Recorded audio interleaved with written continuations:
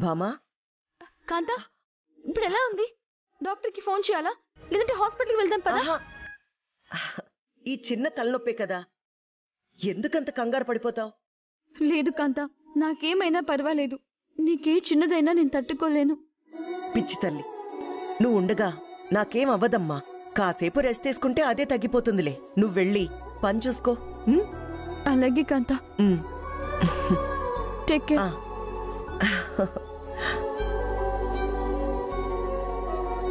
ఆ వీరనారాయణ ఇంటి దాకా వచ్చాడేంటి?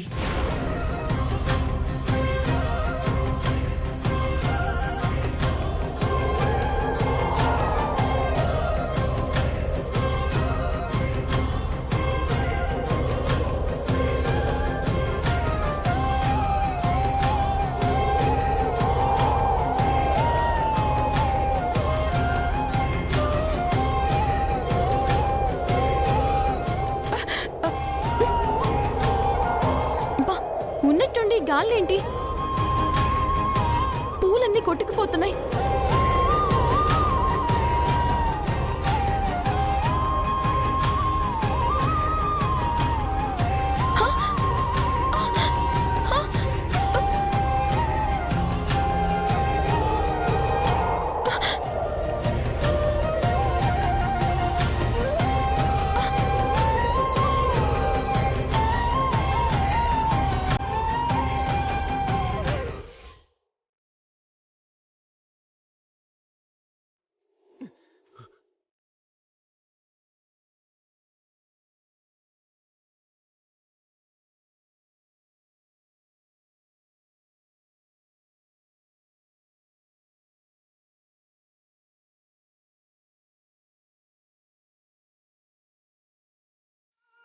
థ్యాంక్స్ అమ్మా.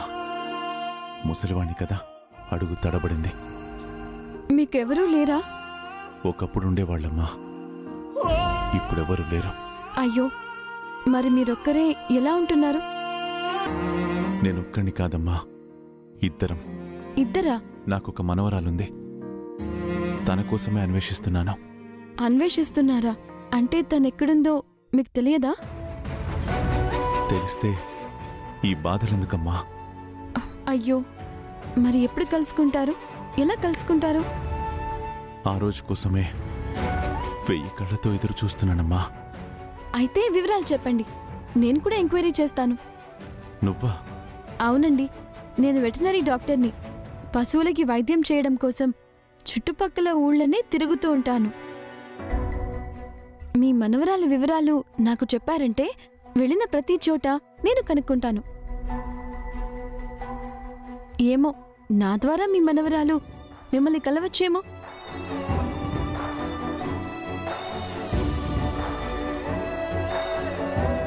నిన్ను చూస్తుంటే నా మనవరాలే గుర్తొస్తుందమ్మా. ఎప్పుడైనా మనం కలిస్తే అండి అని పిలవకు, తాతయ్య అని పిలువు. అలాగే తాతయ్య.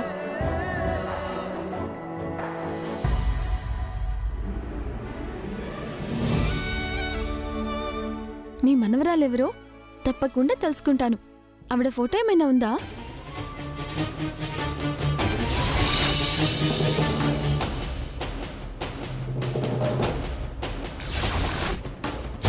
లేదమ్మా. మరి పేరు? తెలీదమ్మా. సరిపోయింది. పేరు వివరాలు ఏమీ తెలియకుండా ఎలా కనుక్కుంటారండి? తన జాడ తెలుసుకోవడానికి ఒకే ఒక దారుందమ్మా. ఏంటండి అది? మర్యాదగా నా మనవరాల్ని ఇచ్చారా సంతోషం, లేదంటే మీ దగ్గర నుంచి ఎలా తీసుకెళ్లాలో కూడా నాకు తెలుసు. రేపు దీనికి నామకరణం చేస్తున్నాను. మీరు కూడా వస్తే ఇదే గుళ్ళో నామకరణం చేసి మీకు అప్పగిస్తాను. తను పసి వయసులో ఉన్నప్పుడే ఒక ఆవిడ నా మనవరాల్ని ఎత్తుకుపోయింది. ఆవిడ పేరు నువ్వు ఇంకా వెళ్ళలేదంటయా? ఎన్నిసార్లు చెప్పాలి నీకు వెళ్ళమని? వెళ్ళు. ఇదిగో బామ్మ, మీ నాయనమ్మకి ఇంకా తలనొప్పి తగ్గలేదంట, టాబ్లెట్స్ కనపడలేదంట, వెళ్ళు. అలాగా? మళ్ళీ తలనొప్పి వచ్చిందా? ఏమండి, మీ ఫోన్ నెంబర్ ఇవ్వండి, నేను తర్వాత మాట్లాడతాను. ప్రస్తుతానికి లేదమ్మా. ఈసారి కలిసినప్పుడు ఇస్తాను. అలాగే పద. నువ్వు వెళ్ళవయ్యా బాబు, నువ్వు వెళ్ళవయ్యా స్వామి.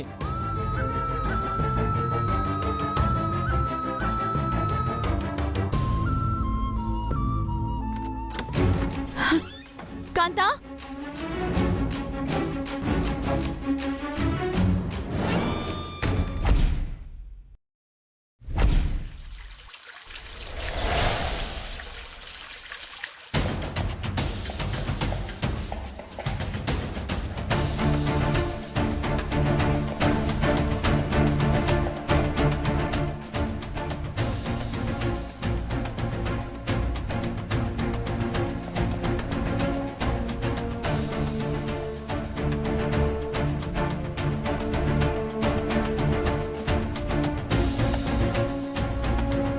ఆడు చూడు.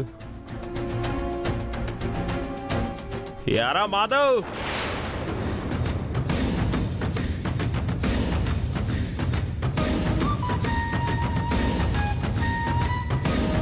మన పోటీలో ఓడిపోయినందుకు దిగులు పెట్టేసుకున్నావేంట్రా?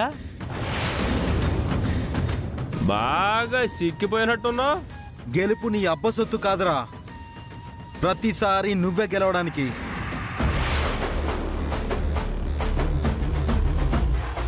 ఆయన మోసం చేసి గెలిచిన గెలుపు కూడా ఒక గెలుపేనంట్రా.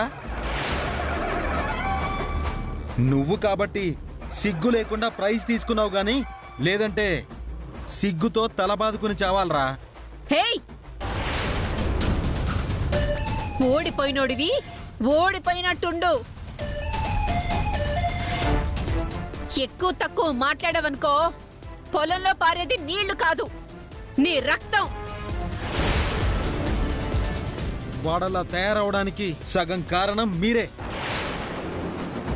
ఫస్ట్ మీరు మారండి, మిమ్మల్ని చూసైనా వాడు మారతాడు.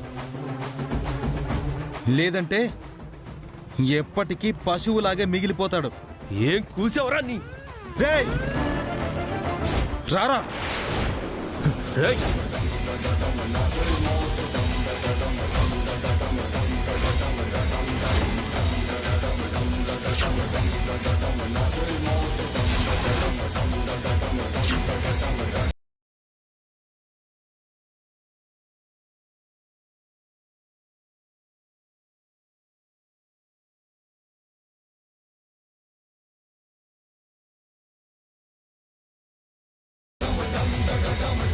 నా పొలంలో అడుగు వేసే ముందు 10 రకాలుగా ఆలోచించి వెయ్యి.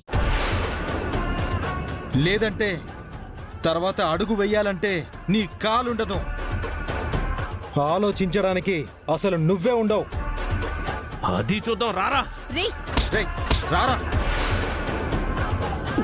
ఓ కాట్రాజు, ఆగ్రా. వాడు ఆవేశంతో విర్రవీగుతున్న ఆంబోతు. ఆ ఆంబోతుని ముక్కుతాడుతో లొంగ తీసుకోవాలి తప్ప మొండితనంతో కాదురా. వాడిలాంటి తెలివైన చురుకైన వాణ్ణి ఆవేశంతో కాదు, బుర్రతో కొట్టాలి. నిజమే అమ్మా. పని చేసుకోరా. రేయ్, చూద్దాంలే, పోరా. పని చేసుకోనరా.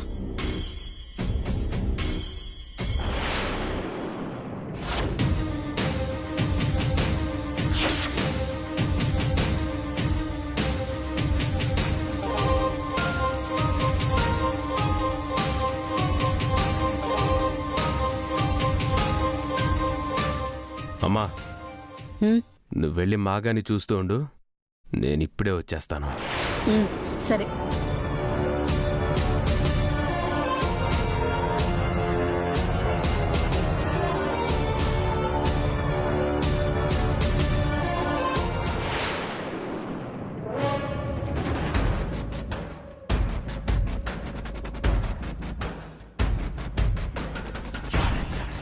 ఇదిగో అక్క, మొత్తం 21,000. రంగమ్మా, అమ్మా, నీకు నెలకి 9,000, నీ మొగుడుకొక 12,000, ఇద్దరికి కలిపి 21,000, అంతేగా? అవునమ్మా. అక్క, ఇలా అంటున్నా అని తప్పుగా అనుకోకు. ఈ మొగుడు పిల్లలిద్దరూ కలిసి ఓ 10 రోజులు సెలవు పెట్టారక్క. అంటే దీనికో 3000, ఆడికో 4000, మొత్తం 7000 కటింగ్ చేయనా అక్క? ఆ, అవును వదిన గారు, మీరు ఎలాగో జీతం ఇస్తారని చెప్పి వీళ్ళిద్దరు ఊరికే సెలవుల మీద సెలవులు పెట్టేస్తున్నారు. ఆ డబ్బులన్నీ కటింగ్ చేస్తారనుకోండి, రెండోసారి సెలవు పెట్టుకుని జాగ్రత్త పడతారు. అలా కడుపు కొట్టడం తప్పండి. మనకి 7000 ఏమన్నా ఎక్కువ ఇచ్చేయండి. మాకెక్కువే బావా. డబ్బులేం చెట్లు కాయవు, ఊరికే ఆళ్ళకి ఇవ్వటానికి. సెలవు పెడితే కట్టింగ్ చేయాల్సిందే. ఎందుకు చేయాలి?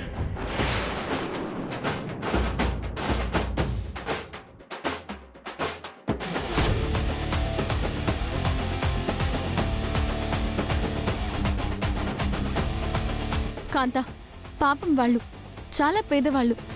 పైగా మనంటినే నమ్ముకొని బతుకుతున్నారు. పర్సనల్గా ఏదో హెల్త్ ఇష్యూ వచ్చి 10 రోజులు సెలవు పెట్టారు అంతే. అంత మాత్రాన ఆ డబ్బులు కట్ చేయాల్సిన అవసరం ఏముంది?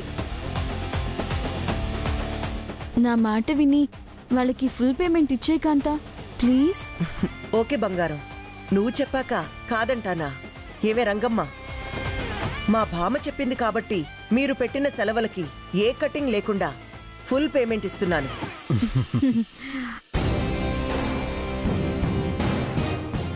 ఇవ్వు శాంత. తీసుకో.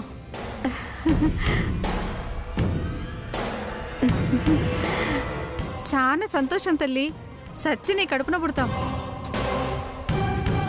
అమ్మ సత్యభామ, నువ్వు 10 కాలాల పాటు నిండు నూరేళ్ళు చల్లగా ఉండాలమ్మా. రావయ్య పోదాం. పద. ఏయ్ శాంతమ్మా, చెప్పండి. మనకు మాత్రం పైసా ఇవ్వరు కానీ పనోళ్ళకి మాత్రం వేలకు వేలు ఇచ్చేస్తుంది. అవును, ఈ బామ్మ మాట కాదనిలేక మా అక్క వేలకు వేలు దోచిపెడుతుంది. ఎలాగైనా సరే ఆ డబ్బుల్లో మనం సగం కమిషన్ నొక్కేయాలి. ఇంకెందుకు ఆలస్యం, పద. ఎక్కడికి వెళ్ళేది? ఏమైంది కాంత? ఏం లేదమ్మా, నీ చెప్పులు పాలిష్ లేక వెలవలబోతున్నాయా? అలాగే మా అక్క చెప్పులు, బావగారి చెప్పులు పాలిష్ చేసేవాళ్లు లేక మట్టి కొట్టుకుపోతున్నాయంటే అవన్నీ శుభ్రం చేసి పాలిష్ చేద్దామంటే ఈ మనిషికి ఒళ్ళొంగదు. నాకా? మరి నాకా?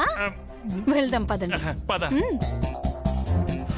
యాండి, ఈ నెల వచ్చిన వడ్డీ లెక్కలు చూద్దాం, పదండి.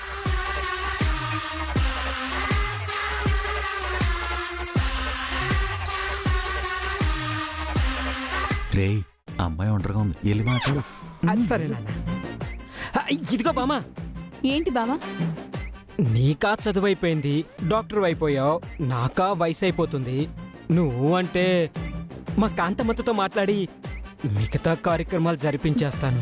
ఈ మాత్రం దానికి కాంతా దాకా ఎందుకు బావా? పెన్షన్ ఆఫీస్లో నేను మాట్లాడతానుగా నీ పెన్షన్ గురించి. నాకు పెన్షన్ ఇప్పిస్తుందంట. ఏంటి నాన్న ఇది? అంత మాట అందేంటి? నాకు పెన్షన్ ఇప్పిస్తానంటదేంటది? మరి లేకపోతే వయసు అయిపోతుంది అంటే పెన్షన్ ఇప్పించగా నిన్ను పెళ్లి చేసుకుంటా అంటదేంట్రా? నా పోలికి ఒక్కడు కూడా వచ్చి చావలేదురా. నా డౌట్ అదే నా నోయి. పనికి మాలేదవా, మళ్ళీ ఆ అమ్మాయి వెనకాల వెళ్ళి లైన్ ఎట్రా. సరే బామా. ఏమయ్యా చూసావా, మన సత్యభామ అమ్మగారు చెప్పేసరికి కాంతమ్మగారు కాదనలేక జీతం డబ్బులు కటింగ్ చేయకుండా మొత్తం ఇచ్చేశారు. ఎందుకివరే? మా సత్యభామ మంచితనాన్ని, మా కాంతమ్మక్క అమాయకత్వాన్ని అడ్డుపెట్టుకుని దొరికిన కాడికి దోచేస్తున్నారు. మేమేం చేశామమ్మా, కాంతమ్మగారిస్తే కాదనలేక తీసుకున్నాం. కాంతమ్మ గారు ఇస్తారా, కానీ ఈ శాంతమ్మ గారు వసూలు చేస్తారు. ఇచ్చిన డబ్బుల్లో కమిషన్ ఇవ్వటం మర్చిపోయారా? అమ్మా, అసలే జీతం తక్కువ, దాంట్లో కమిషన్ అంటే మేమెలా బతకాలమ్మా? అసలే పిల్లలు గల్లో. ఏంట్రా, మాకు పిల్లలు లేరు నెగతాలు చేస్తున్నావా? రే, మర్యాద ఇస్తారా లేకపోతే ఏ దొంగతనం కేసో పెట్టి బయట గెంటించేయమంటావా? క్షమించండి బాబు, ఇంతకు ముందు పనులు కూడా కమిషన్ ఇవ్వలేదని గెంటేశారని విన్నాం. మీతో మాకు గొడవెందుకు, తీసుకోండి.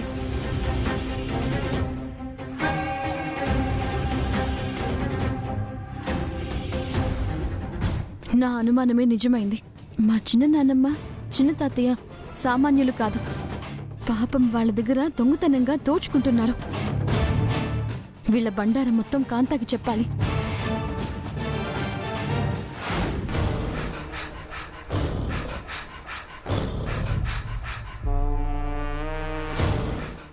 నీకోసం మీ తమ్ముడు ఒక్క సంబంధం కూడా తీసుకురాలేడు. ఒకవేళ తీసుకొచ్చినా పెళ్ళి మాత్రం చేయలేడు. కాబట్టి మనిద్దరం ఒక అండర్స్టాండింగ్కి వచ్చామంటే పెళ్ళి అవసరం నీకుండదు, పెళ్ళాం అవసరం నాకుండదు.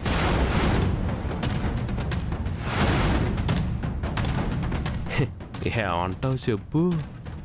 చెప్పు తెగు దిచ్చెత్తెదవా. అయినా నాకు పెళ్ళవ్వట్లేదని నీతో చెప్పుకొని ఏడ్చానా? అంత జాలి చూపిస్తున్నావు. ఎందుకు చూపిస్తున్నానంటే నీకు ఏజ్ అయిపోతుంది. ఆ తర్వాత నాలాగా సెటప్ పెట్టుకోవడానికి ఎవడు దొరకడు.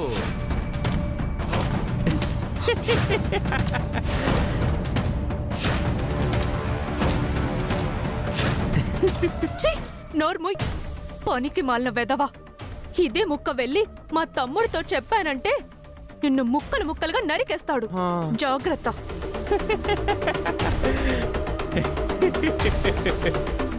ఏటే నరికేదే?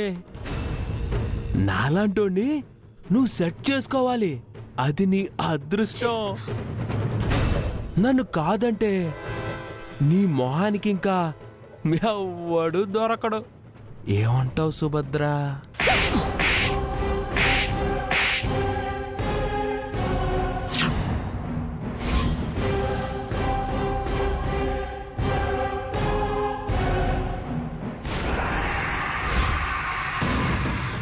వదలరా.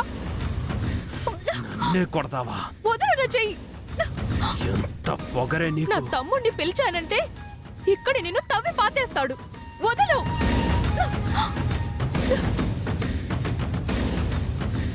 చెయ్యదులు. పిలు పిలు.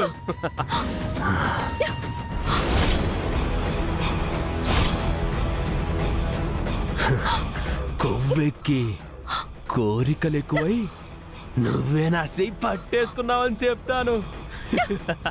ఒరే తమ్ముడు, ఒరే తమ్ముడు.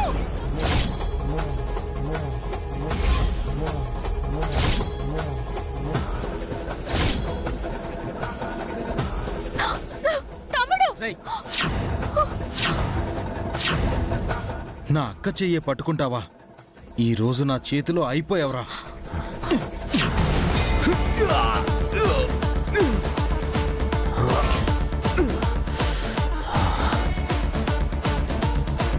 రాయ్, అక్క చెయ్యే పట్టుకుంటావురా.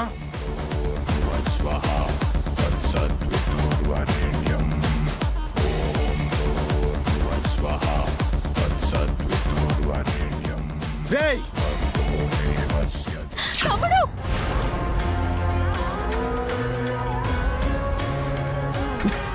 ఏటే నీ తమ్ముడు వచ్చినట్టు నన్ను పొడిసేసినట్టు ఊహించేసుకున్నావా?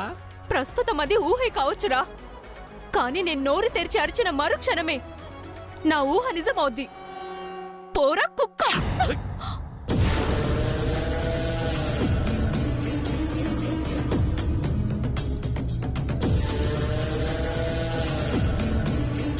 సేయ్, నన్ను తోస్తావా?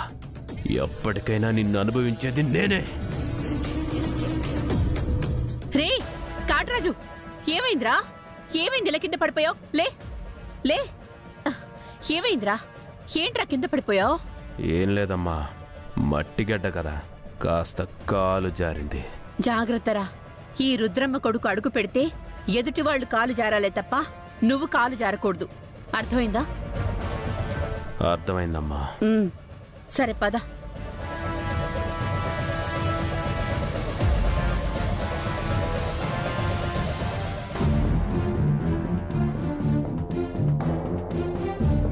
అక్క, ఏంటలా పరిగెడుతున్నావు? ఏం లేదురా తమ్ముడు, నా వెంట ఓ పిచ్చి కుక్క పడింది. చెప్పుతో ఒక్కటిచ్చాను అంతే, ఇంకేం లేదు. వెంట పడింది పిచ్చి కుక్కగా? అవునరా తమ్ముడు. ఇంకోసారి ఆ పిచ్చి కుక్క నీ జోలికి వస్తే చెప్పు, ప్రాణం తీస్తా. అలాగే తమ్ముడు, భోజనం చేద్దు గనిరా. ఆ వస్తున్నాక. వాట్? నువ్వు చెప్పేది నిజమా? నా చెల్లెలు మరిది కలిసి డ్రైవర్ దగ్గర, డ్రైవర్ భార్య దగ్గర కమిషన్ వసూలు చేస్తున్నారా? అవును కాంత, ఇది చాలా అన్యాయం. రెక్కలు ముక్కలుగా చేసి కష్టపడే వాళ్ళ దగ్గర కమిషన్ వసూలు చేయడం పెద్ద నేరం.